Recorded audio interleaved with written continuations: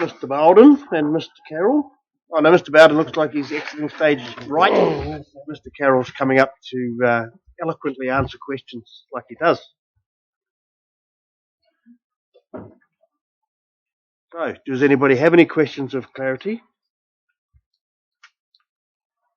Mr. Carroll, would you like to extrapolate on anything here for councillors to point out to them, just in case they haven't seen whatever they need to see? This is very much a mechanical item. It's the last rubber stamp in what is an invariably long plan-making process. So, we started this way back in the last triennium, I think, from memory. Changes 24 and 25 have essentially been around for about 12 years. Yeah, almost as old as me. There you go. Move it. I'll move.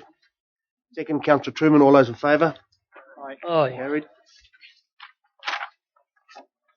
Agenda number item number 14, Southern Settlement Structure Plan Adoption. Would you like to speak to it at all, Councillor Hickling? I know you very ably chaired it and drove it. Thank you, Your Worship. There's two documents as an attachment. The Hearings Committee report and recommendation, and the Southern Structure Plan.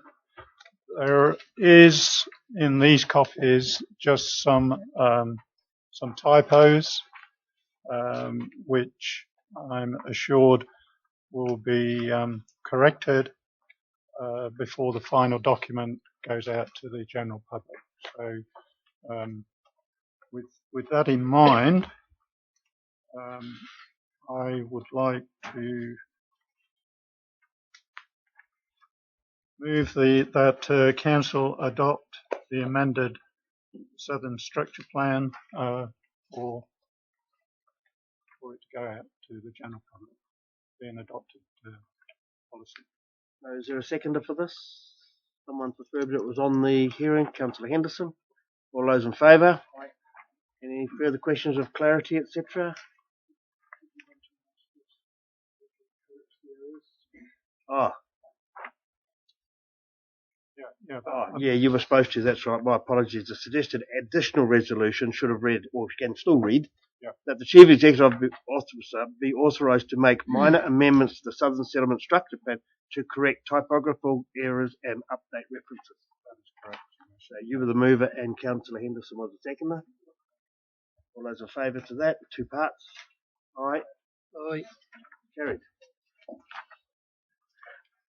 Agenda item number 15 is the proposal, one of two or three around New Zealand at the moment, for local government reorganisation for the Hawke's Bay region, who have started a process. We have a little bit of effect in that process, which is part of our land out towards the lowlands, out towards the Waipanga and what have you. So, who's going to... Oh, sorry, Miss Maver, how are you? I should have looked up. Miss Maver, I'll hand over to you, my friend. I'll just summarise that there was an application back in March from A Better Hawke's Bay to reorganise local government in Hawke's Bay, and that was notified for alternative proposals. So we held a council workshop on the 23rd of April to discuss the proposal and to determine whether the council wishes to submit an alternative proposal. Council decided it didn't, but wished to submit some comments to the Local Government Commission, and those are attached. Unfortunately, due to the timing issues of that closing, it wasn't able to come to Council before it was submitted. Okay. Any questions of Ms. Maver? Is there a time frame we get a reply? We don't get we haven't had a reply, but the next stage of the process is the Local Government Commission comes up with a draft proposal, which it has to consult with local authorities that are affected with. It'll continue, and we're expecting that to be about August. And that's the important phase. Obviously, we're going to get told anyway. We then have the opportunity to submit on that. I think we covered this pretty fully last Friday. When somebody anywhere starts the process, the we all get dragged into it, and we have to go along with the process. It was explained to us very well last Friday. In our case, in the Bay of Plenty, highly likely that either the Thames Coromandel District Council or the Property Council will be firing the first bullet that will put us all in the melting pot, for want of a better word, and what will be will be. So, if there's no more questions or anything for, I'm sorry, where? Oh, Councillor Williams? Just one favour.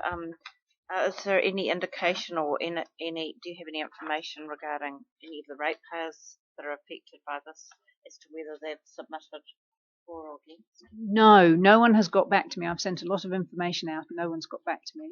And I think the next stage is to actually formally write to the ratepayers to explain to them what's happening and what the next process is. But I haven't had any comments back. Very interesting, just as an aside, in the Hawke's Bay local government reform that they're the reorganisation that they're pushing for, that there's been $200,000 to $300,000 of full-page newspaper ads paid by private people out of their own pocket. That's how determined they are, in my opinion, to push this through. Interesting, isn't it? Yeah, it will also be interesting to know, even though I know you haven't had any feedback, whether those farms, because they are farms that are in our district, have had any consultation whatsoever, because we've had a long, dry, hot summer, with droughts, and the farmers probably too busy to actually make a submission into there. So it'll be interesting to find out whether they have been consulted. Hang on a minute. We did. Staff assured us that they'd done a big ring around and contacted 60 to 80% of the landowners out there that were still contemplating. It was the first they'd heard about it. I'm not talking about our staff. I'm talking about Hawke's Bay. Yeah, they. No. The landowners that I spoke to most of them hadn't heard about it, or if they had, they hadn't been contacted directly. I mean, it's by them. By them, not by us. Yeah, but we contacted them to make sure that we still wanted to know what they wanted to do going forward. Okay, Councillor Kirk. I was just going to move the suggested resolution. Okay, cool. Second for it. Councillor Johnson, all those in favour? Aye. Carried. Mr. Rob Goldsberry, sir, agenda item number 16. Now, there is a addendum that Rob has sent out along with this. I hope most of you have got it. Shane's got some other copies here if you want them. To the Environment Court mediations. Mr. Goldsberry. Thank you, Your Worship. If I just take you back to item 13, what you just did with those plan changes, that's the final step in getting any plan approved, and it's your job. You just did it. What the Environment Court is proposing is that at its mediations, you will have to send somebody along with full authority to come to final settlement agreements. Effectively, what that will mean is that you will have no choice when you come to item 13. That's the long and short of it. So, when you say send somebody along, some team along? Well, you could start from sending the whole council along to the mediation. You can send, the council is empowered to delegate down to a council committee. So you could send a committee along to the mediations. With management support. With management support, but the council does not have the power to delegate that power to council officers. In respect, 2 or 3 councillors from here can go, take 2 or 3 senior managers, but they're compelled to make a decision on the day. Yes. So that's in respect of district plans.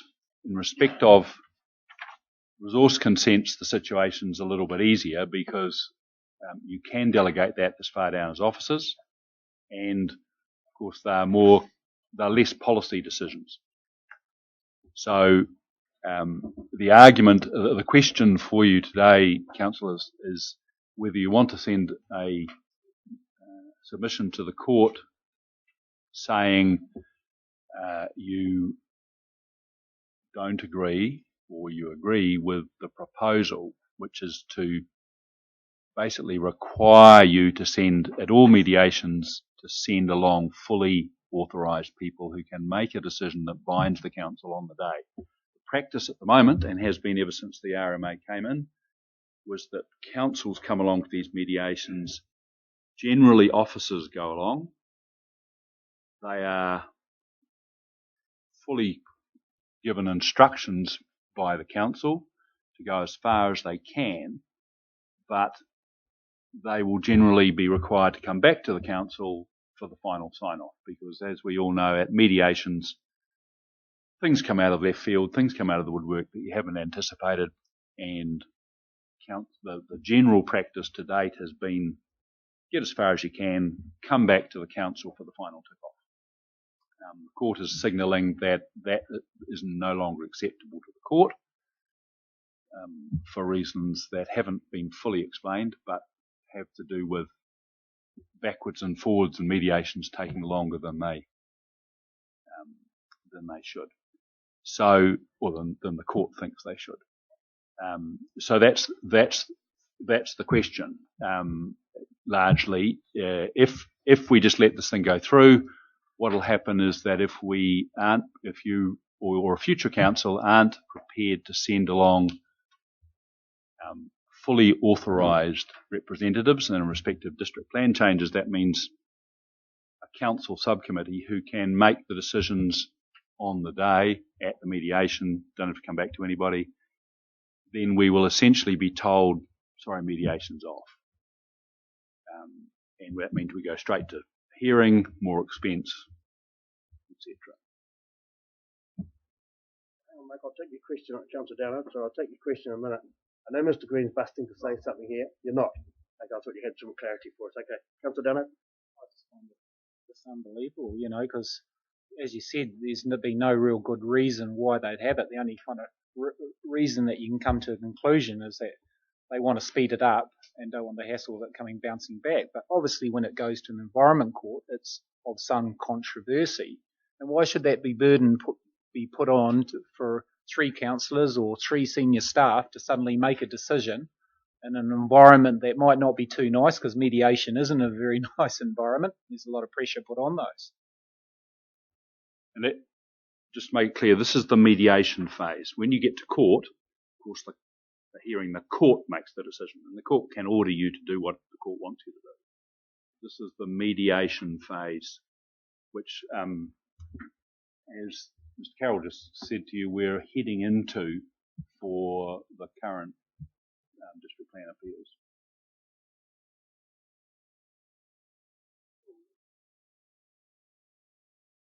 Sorry, yeah, Councillor Downer. Well, we haven't really got much of an option, have we, Mr. Goldberry? Because we either don't be part of mediation, which could be a less incurred cost to our ratepayers if it doesn't go straight to Environment Court. So we have to go down that line, don't we?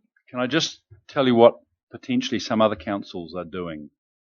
Some other councils have indicated, and this is only anecdotally to me, they've indicated, they asked around, they're just going to live with it. They will send officers along to mediations, ostensibly with power to completely settle, but not actually with that power.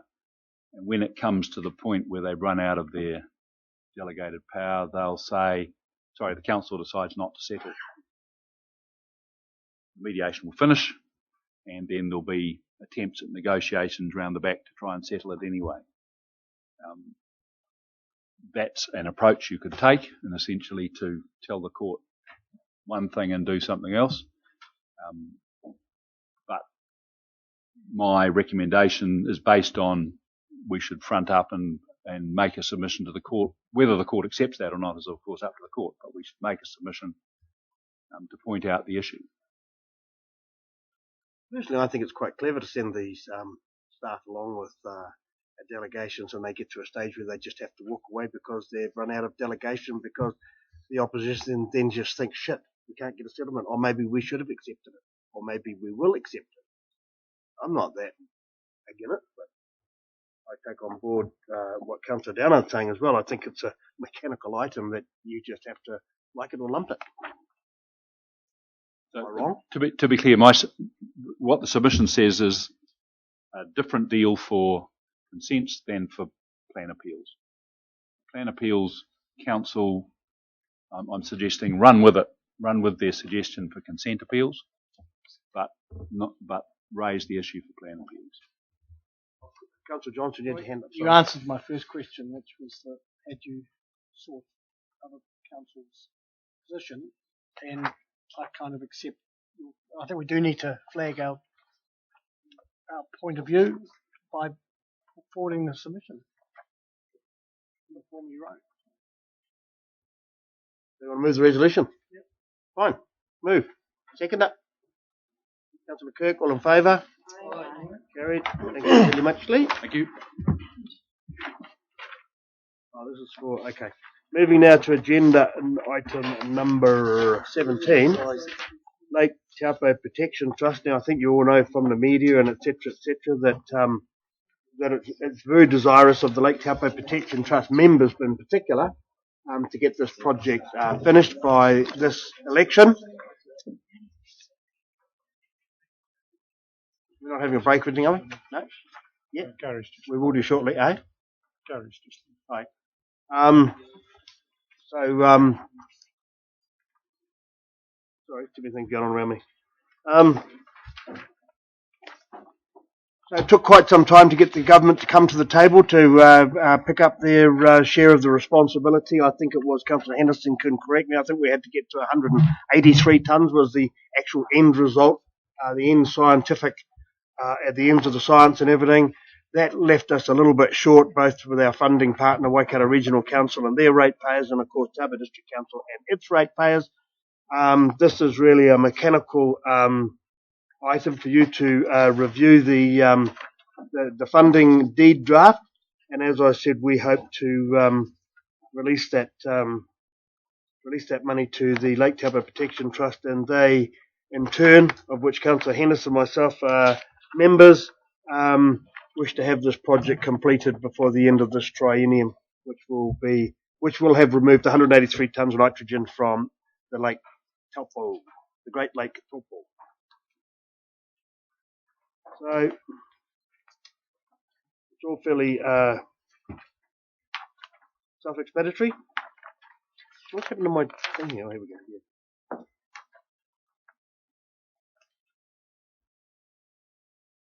Where's the actual resolution? Resolution is on the. Wonderful.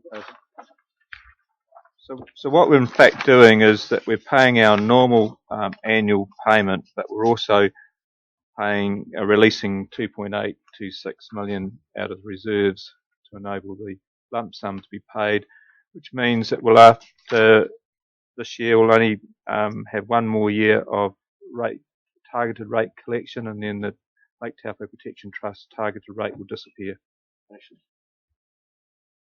You know, we've been building these reserves up because it's just the way that the money's come in, more than the government had put in at the time.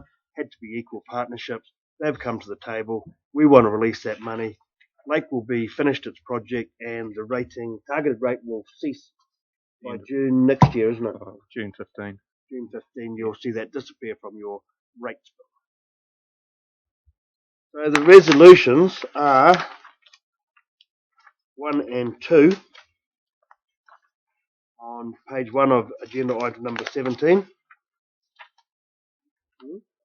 And no, here. Oh, that's the same. Same resolution. Yeah. Okay. Turn to page 5 if you like. It's at the end, just after conclusions. Same two resolutions. So, is there a mover, please? Move, Councillor Henderson. Seconder. Councillor Downard. All those in favour? Aye. So moved. Thank you very much. Well done to the Lake Taupo Protection Trust. Council engagements, agenda item number 18. We'll do these two issues here, then we'll break for a cuppa and go into confidence. So, Anybody have any changes or anything to those dates up here? We do have a citizenship ceremony on Monday the 17th. Airport Authority, Lake Taupo Protection Joint Meeting. Yeah. There is a handout with some changes. Oh, did you? Oh, you did too. My apologies. Oh, we've shifted the Airport Authority. We have to. There's an additional workshop on Monday the 10th for Local Recovery Plan Emergency Management Committee.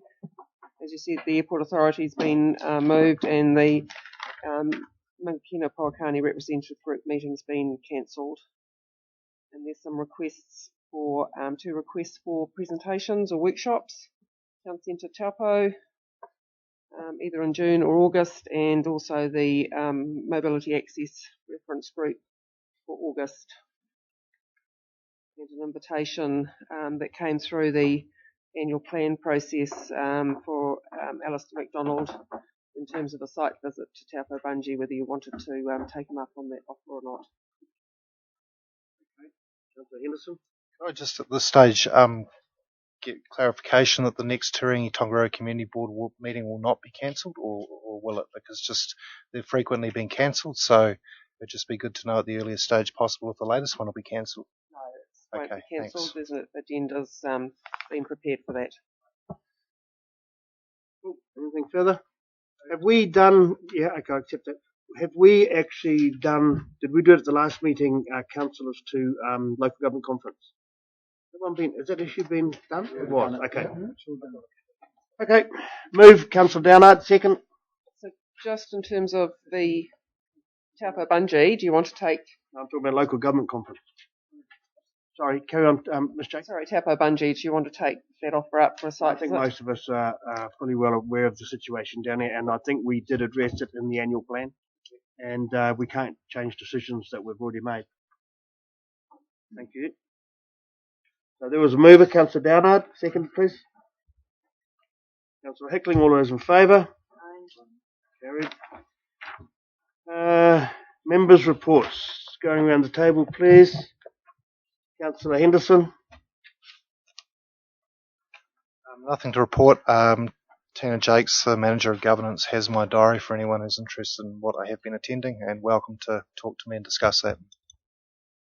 I'll just take the opportunity to remind all councillors, I'm sure you know, if you attend anything that's paid for by this council, you must report back to council on where you went, what it was about, so that expense is shared. So I'd just like you to note that. Thank you. Councillor Johnson. Thank you. Councillor Kirk.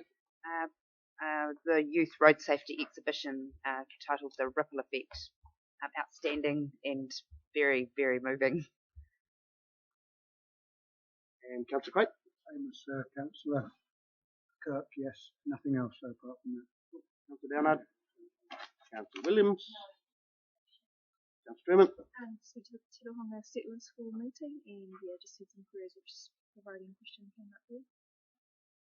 Councillor Hickling. Attended the Regional Transport Committee on the 6th of May. I also went to a most enjoyable evening with the Navy Band on Friday. Full house, really good entertainment. Did they play Who Let the Dogs Out? They played a number of things, but I don't think they played that one. Yes, well, thank you very much for representing me on Friday night. I can assure you I was in bed by 3 o'clock Friday afternoon and never got out till Monday morning with this damn flu. So I would have loved to have been there, so thank you for doing that. So thank you very much for those. The reports from the members be received. A mover, please. Councillor Kirk, second, and Councillor Johnson, all those in favour? Aye. I will now break for 10 minutes. Can we make a decision on item 2 down there? That's myself going to a traffic meeting. What item are you in? It was done. It's done. Okay. It's done. I wasn't asleep, but I didn't. No. I'm not speaking loud enough. My apologies. Okay. No, I won't move into confidence now because we're going to have a 10-minute break. But let me warn everybody the moment we come back.